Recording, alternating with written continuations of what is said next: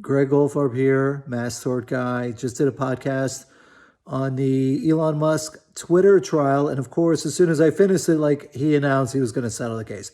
I know it was because of my podcast, but in any event, I am still going to play my podcast with Ellen Bardash following this right now in case he backs out.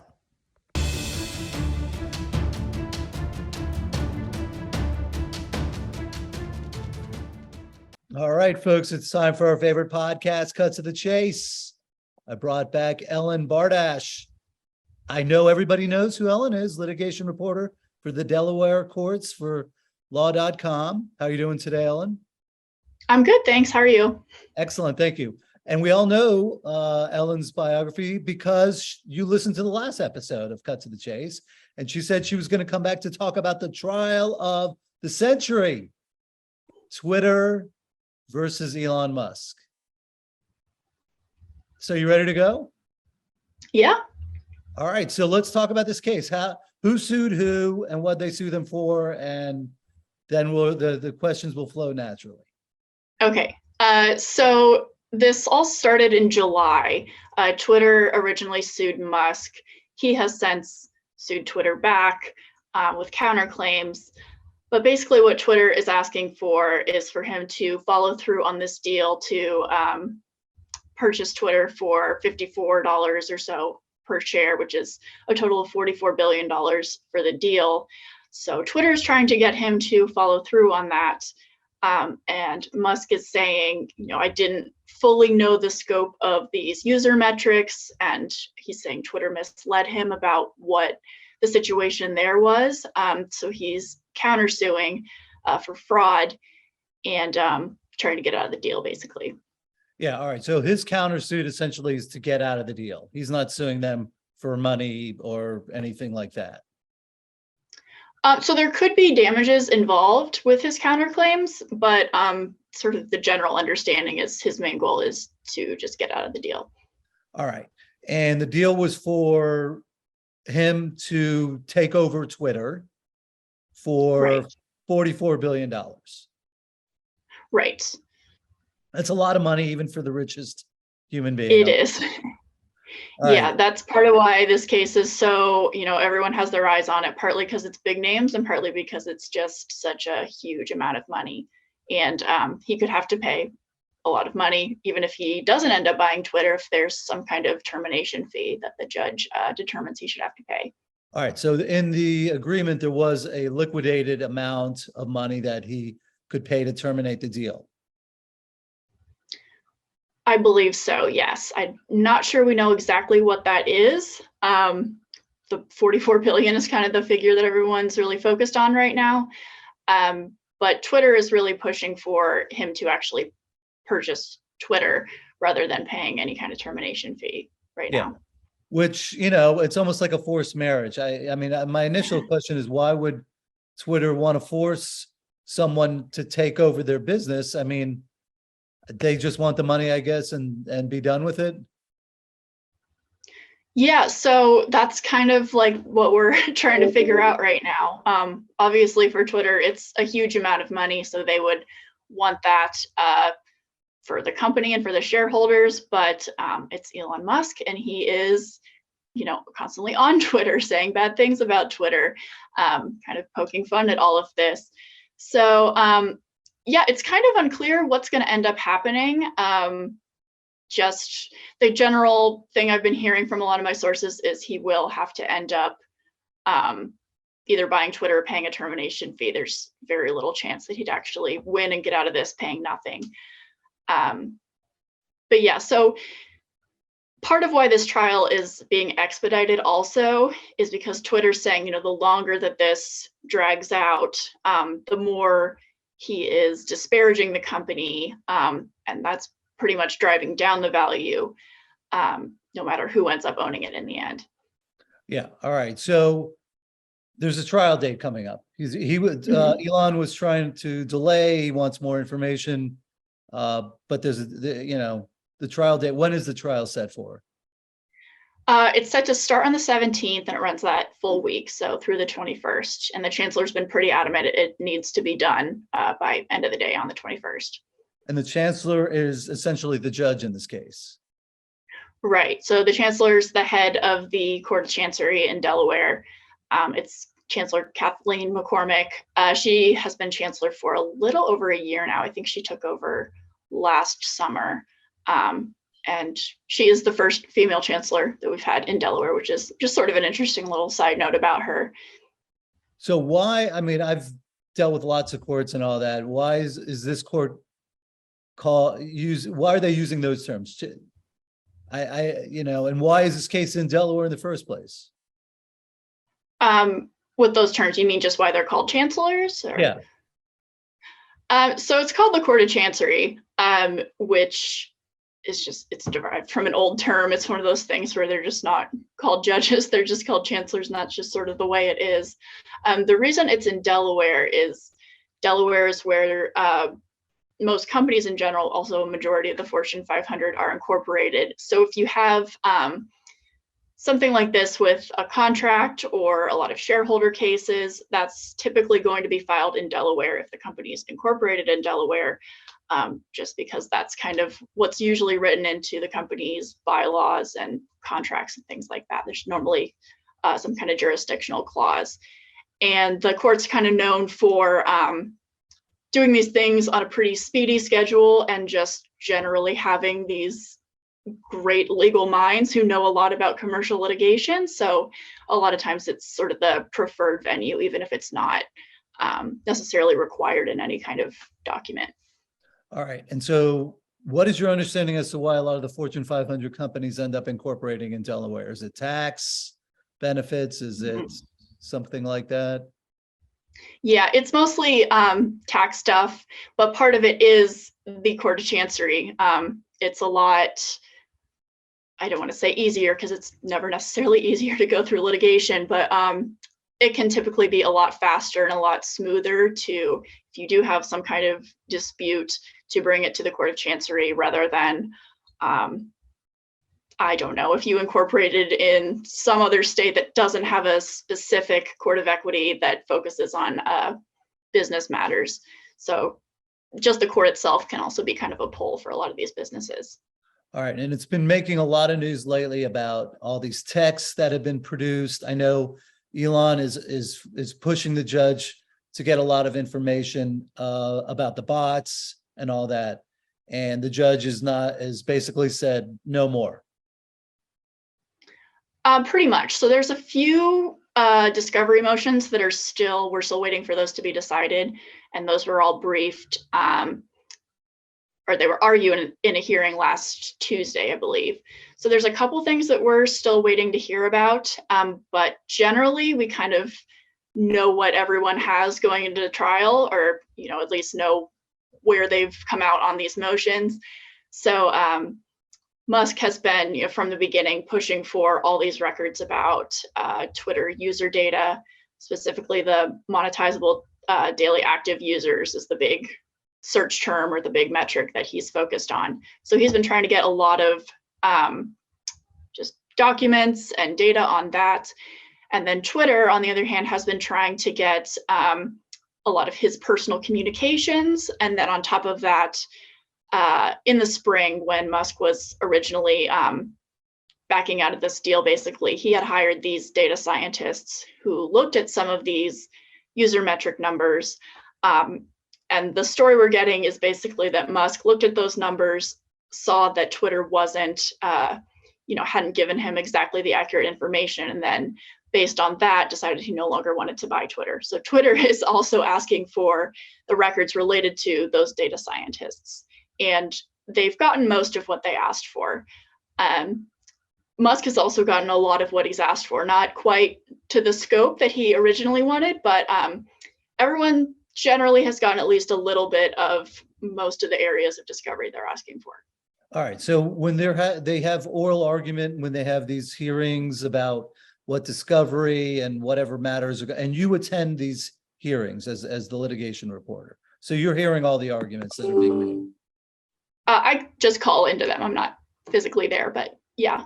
Okay. So my understanding is that when the deal was done, Musk waived due diligence on the whole deal. He said, I don't need I don't need to look into anything. Right. So how is he now arguing with the straight face to the judge? Hey, I need all these records to, support my defense as to why I'm not doing it. How can he make this argument with a straight face to the judge when he said, I don't need to look at anything. Now I do. Well, part of it is just he's got some of the best lawyers in Delaware and just corporate attorneys in general. So they're able to take these arguments and make them as convincing as possible. He's got Scadden and Quinn Emanuel all working to make these arguments for him. And since we're just at the discovery stage right now, it's there's a little bit lower of a barrier of him having to prove his actual argument. It's more just proving why he might need all these records to eventually make that argument during trial. So there's a little bit lower burden there, but just kind of as we've seen in the recent weeks or past month or so, the judge is still requiring a pretty high showing of, why do you need thousands and thousands of pages of Slack messages from Twitter? Yeah. And there's also the whistleblower. There's a whistleblower involved with Twitter that has surfaced and has become as a part of his defense now. Who is the whistleblower? What did they blow the whistle on? Yeah, so it actually is part of the defense now in the counterclaims. The whistleblower is Peter Zatko. He was the former head of security at Twitter. And he came forward, I believe it was about a month ago, maybe a little longer than that, and filed a whistleblower complaint with the SEC, basically saying Twitter is, overlooking all these security issues in the interest of just financial gain, sort of. And he testified before a congressional committee, I believe that was 3 weeks ago, so mid-September.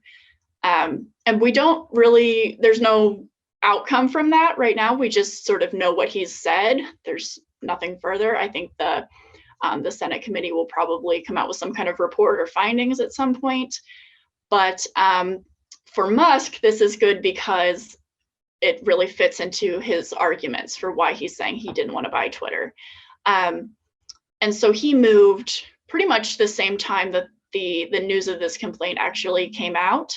He moved to amend his complaint to incorporate what the whistleblower is alleging. And the chancellor allowed him to do that. So we don't actually have the actual document of the amended claims, but we do know that he's been allowed to go back and add that in as support for his case. All right. And so has the judge, is there discussion amongst you and others in terms of who you guys think is going to win?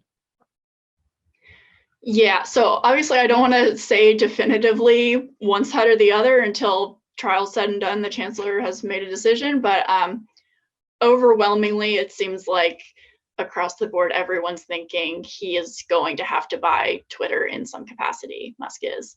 I don't think I've talked to a single person who said he was 100% in the right the way he backed out of this deal, and he'll get out of it and win on all these claims.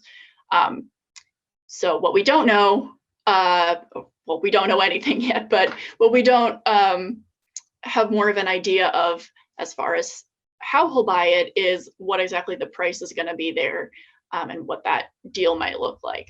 So that could fluctuate quite a bit. Yeah. All right. So is it jury or non-jury trial? No jury. It's the court of chancery is just before the chancellor. And has the judge ordered mediation? I keep reading that there is now talk of some kind of settlement. What's the status with that as far as you know? So there's this whole time there's been. Please try again. Oh.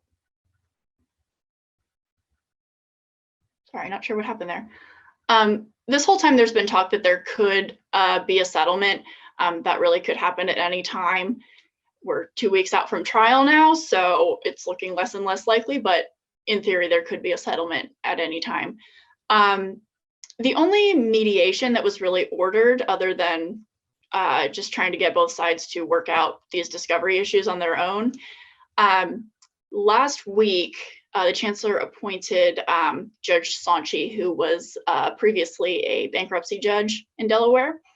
appointed him as a special master for discovery to review some of these discovery issues and make a recommendation there.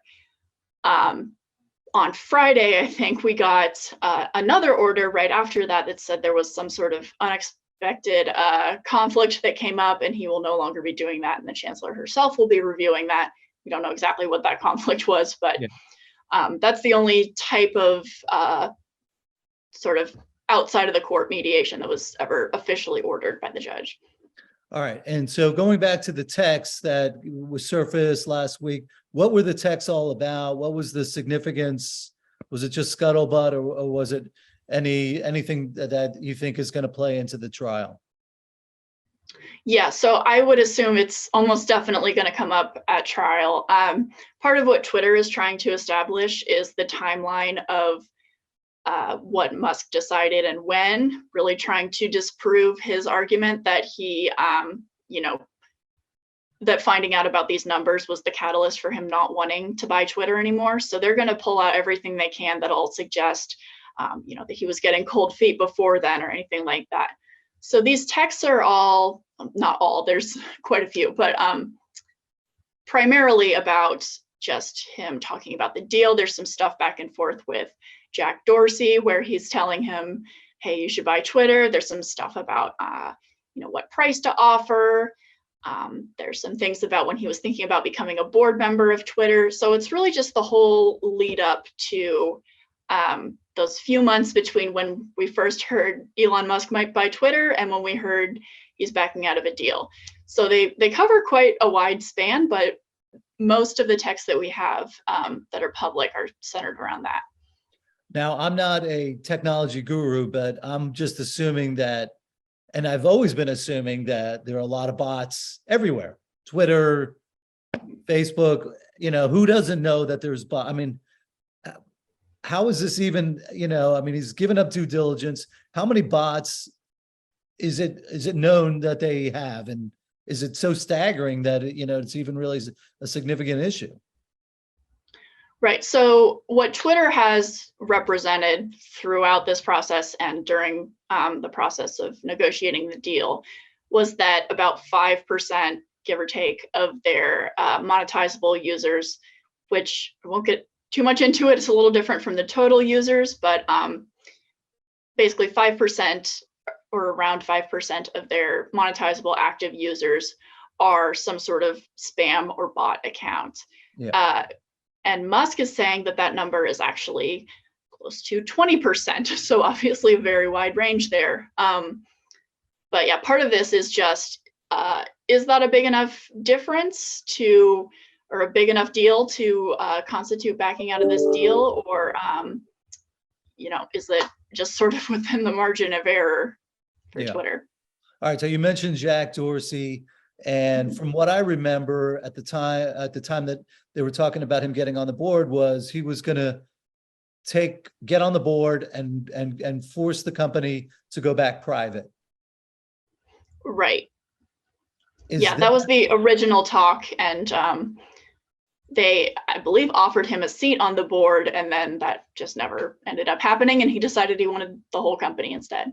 All right. Yeah. And so Jack Dorsey and Elon are friends or friendly. I mean, Jack Dorsey was promoting this whole marriage, so to speak. Right. Yeah. So through their texts, it looks very friendly. I actually noted, I think I said this on Twitter last week, everyone in Elon Musk's phone, because you have the names next to the text, everyone has their, given name, and then Jack Dorsey is Jack in his phone. So they clearly, know each other and are friendly. Yeah. Beyond just business. And what I understood about some of the text was that it showed that Elon did know that the number of bots was much higher than 5%. So part of that is, the thing is, none of us know. So we don't know for sure that we can't know what we don't know, basically, on either end. But I mentioned those, the data scientists before, and that's part of what that's referring to, is where his data scientists that he hired found, this number is much higher. So that's probably what that's referring to. But we, just the public, we don't have access to what the methodology was in looking at that data. So it's really hard to say for sure, what's correct and what exactly we do know. Has Jack Dorsey given a deposition in this case yet? I'm assuming that He has. Yeah. Yes. I think he was deposed last week. I want to say Wednesday, but that might be a day or two off. Was there anything you heard about that deposition that was significant?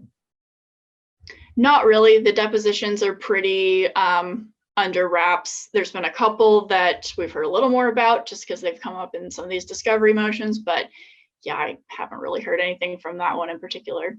And Elon is going to be deposed, I'm assuming too, pretty shortly. Right.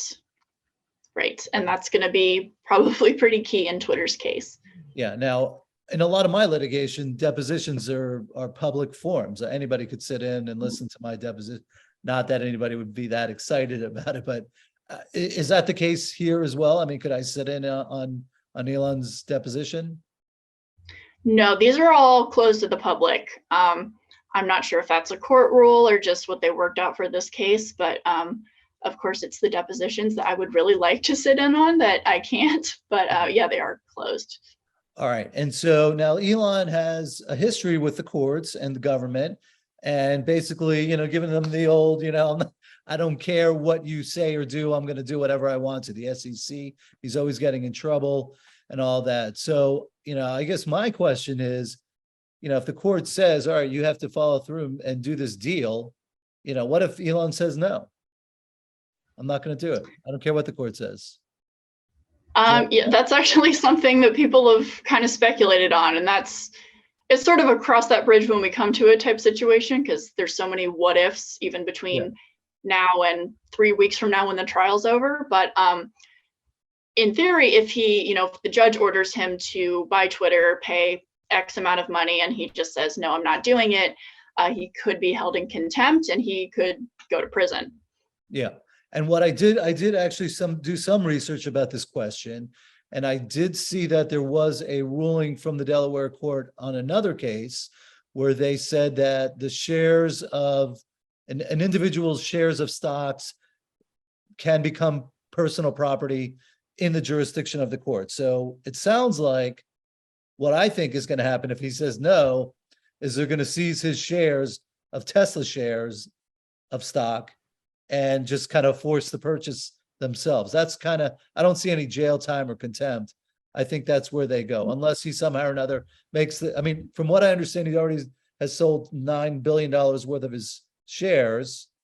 So there's only, and I know Morgan Stanley is going to finance like another 9 billion. So that's like, that leaves only $27 billion to force a deal. Right. Is Morgan Stanley involved in the case? I mean, I know they're financing the deal. Were they named as a party in the case? They're not named as a party. They're now sort of involved in it, just as an interested party, because they are both one of Twitter's largest shareholders and also one of the main sources of funding that was supposed to go through in this deal. So Twitter's wanting a lot of records from them on just the whole negotiation process and communication that they had with Musk throughout that time. All right. So if the viewers here want to follow you in terms of following this story, you mentioned your Twitter account. How can the viewer follow you and get, the most recent updates? Yeah, so I primarily use Twitter. My Twitter is Dellenware. It's DELLENWARE. And I do a weekly Twitter space leading up to the trial, Wednesdays at 12:30 on there. If anybody wants to follow along there, just sort of giving a basic rundown of what's happened in the previous week. Yeah, and then whenever I have stories there, I'll tweet out the links to those too. All right. So I thank you, Ellen, for coming on short notice again and following through with your promise to give us an update. And I'm probably going to want to bring you back because, I'm very curious to see how this plays out. I understand everybody thinks the judge is going to force the deal, but specific performance, I've never seen a judge order specific performance on a deal. There is a buyout provision of $1 billion. I don't get it. And, again, if the judge forces him to take over, what's he going to do? Is he going to take over and run it properly? Is he going to run it in the ground? Is he going to try to sell it again? all these questions I think are running through my mind. It's a fascinating story, and I'm happy that I sold my shares of Twitter. Yeah, that's so I don't have to worry about this gyrating all over the place. Yeah, Again, for full transparency, I do own 1 share of Twitter, so yeah, all right. try So not to let that get me too biased in this. okay, but that'll allow you to go to shareholder meeting and make your point across. All right, thank you, Exactly. Ellen. All right, Ellen Bardash, Yeah. litigation reporter for law.com, covering Delaware courts. And have a good day. You know, I'm waiting for the updates. All right. Yeah, thanks for having me. Okay, everybody, that'll do it for this episode of Cut to the Chase. You have any questions for Ellen, let me know. You can go to the my YouTube channel, and that's probably the easiest place for you to make comments, suggestions, tell us how good looking we are, how eloquent, how fun it is to listen to us, anything like that. All right. It's all appreciated. And that'll do it, folks. Have a good day.